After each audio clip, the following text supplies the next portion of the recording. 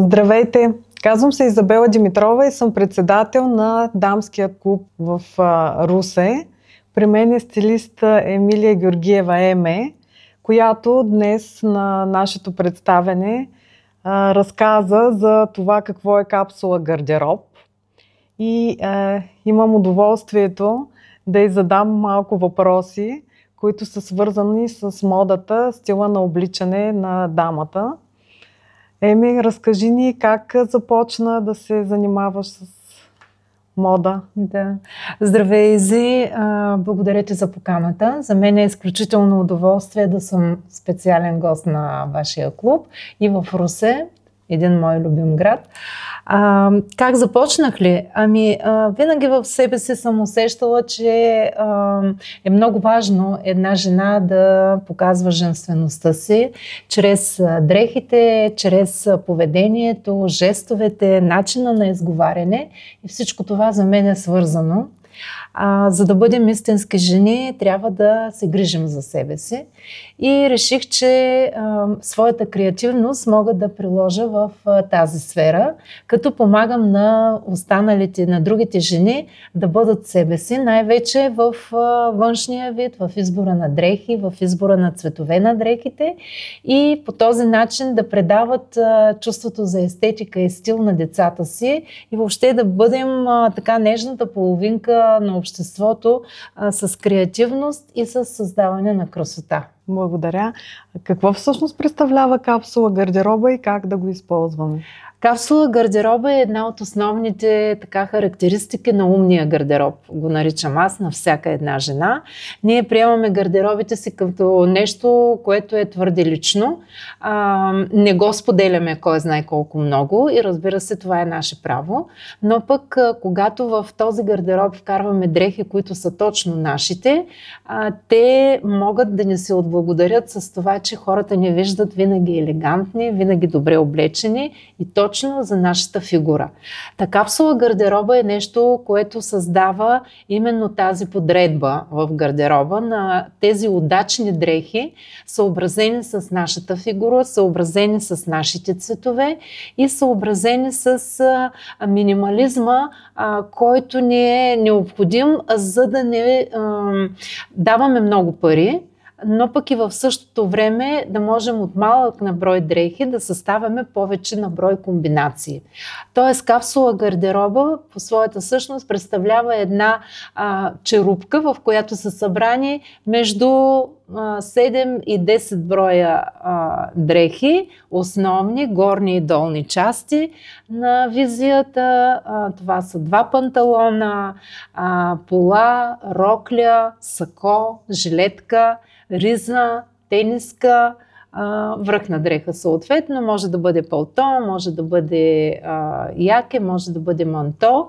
Ако една жена иска да разшири капсулата си, то може тези основни части да ги умножи по 2, по 3 и съответно да има по-голямо разнообразие. Но минимума е между 7 и 10 така наречени парчета, според неизвестната дизайнерка Дона Каран, която през миналия век, през 70-те години на миналия век, създава своя колекция и я нарича именно 7 лесни парчета. Така че препоръчвам на всяка една жена наистина да състави такава капсула от класическа кройка на дрехите с неутрални цветове. Към нея прибавяме аксесуари съответно, които да освежат в по-разчупени цветове, по-експресивни. Блузи може да се добавят също в цвят. Чантата, обувките могат да бъдат един разчупващ елемент. Кои са модните цветове? Модните цветове се определят от института Пантон, който работи 9 месеца почти преди да дойде съответно новата година и да промотира тези цветове, за да могат дизайнерите на дрехи да ги пресъздадат в своите колекции. Тази година модният цвят е така наречения мокамус, един много вкусен цвят, но съответно той можем да го отнесем и към базовите цветове, защото наподобява в нюансите на бежевото, на кафявото, в всичките тоналности, нали, на тези цветове, така че може да се използва масово от всички жени, не е като предишни такива модерни цветове от типа на фуксия, на мента, които все пак не бяха за всяко едно лице, за всеки един тип кожа и съответно дамата, когато ги носи, не се чувства добре, не изглежда добре. Тази година е мокамус. И друго, което мога да добавя към този цвят основен, това са нюансите на бледорозовото, на оранжевото, така също на зеленото в маслинената гама, но може да бъде и горското зелено, елховото зелено, кафявото в тъмната тоналност на мокамус и съответно сивото като базов цвят. Как облеклото ни влияе на нашето самочувствие и на енергията ни? Облеклото има способността да ни превръща в вълшебната способност, да ни превръща в така елегантни и още по-красиви жени, защото всяка една жена е красива, стига да се грижи за себе си. И в този случай стига да се погрижи да подбере дрехите така, че те да подхождат на нейната фигура. Знаете, има 5 основни типа фигури, мога да ги спомена. Това са ябълка, круша, правоъгълник, пясъчен часовник и обърнат триъгълник. Всяка една жена може да получи знание за това тялото и каква форма има и съответно да прикрива несъвършенствата на фигурата си, които не си харесва с кройките на дрехите, а и с цвета, който слага, защото цвета е първото нещо, което виждат хората, когато ни срещнат и на практика тогава могат да ни видят именно болнави или пък сияещи.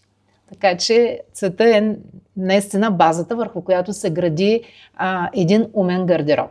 Добре.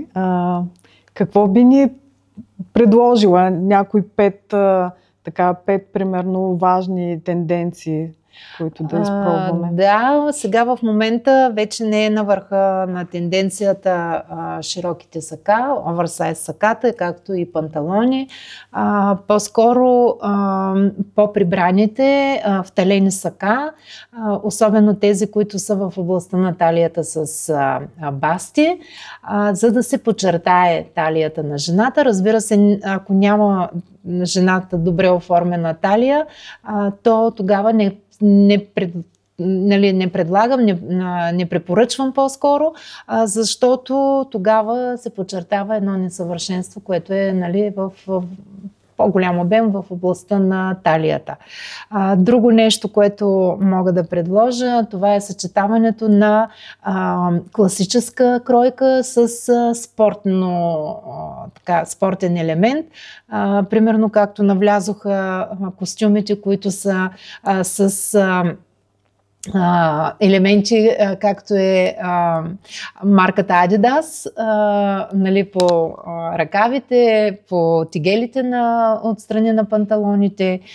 Може да се носи един класически панталон с спортна обувка.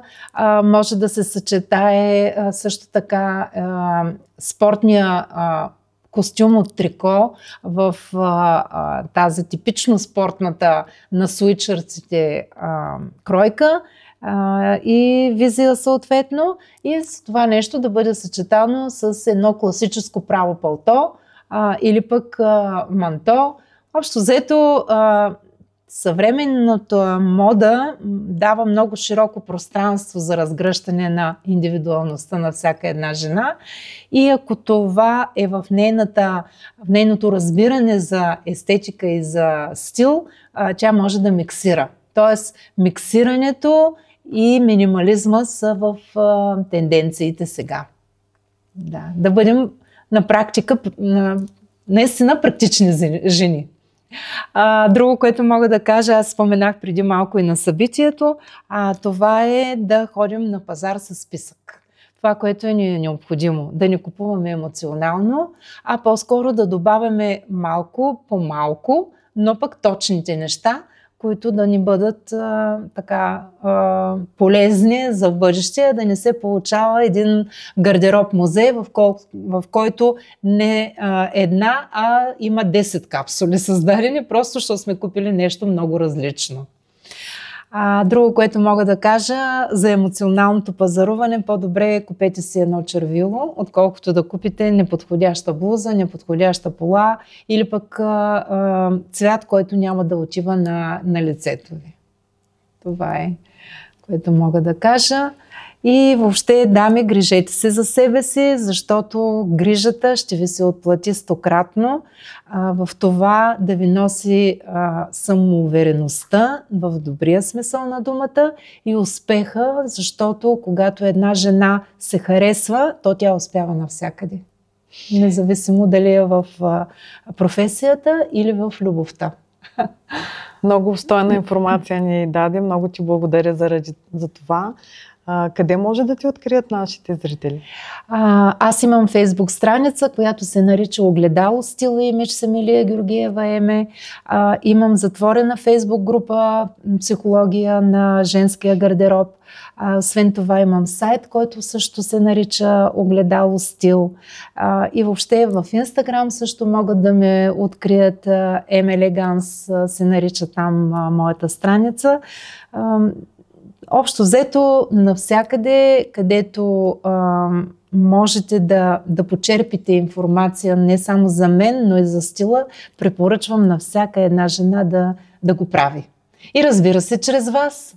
Вие сте ми наистина от добри приятели, отлични приятели, така че аз съм готова да бъда просто навсякъде, където ме поканите. И аз благодаря. За мен е много важно да имам такъв стилист до мен, който да ми показва по какъв начин да се обличам, как да се чувствам добре в кожата си, да бъда елегантна. И поради тая причина те поканихме и се надявам всички, които ни слушат, да са получили полезна информация и да ни последват в нашите канали, както в страницата на Дамски бизнес клуб град Русе, така и моят YouTube канал Изабела Лориева. Следвайте ни за повече интересна информация. Благодаря ти. Благодаря и аз.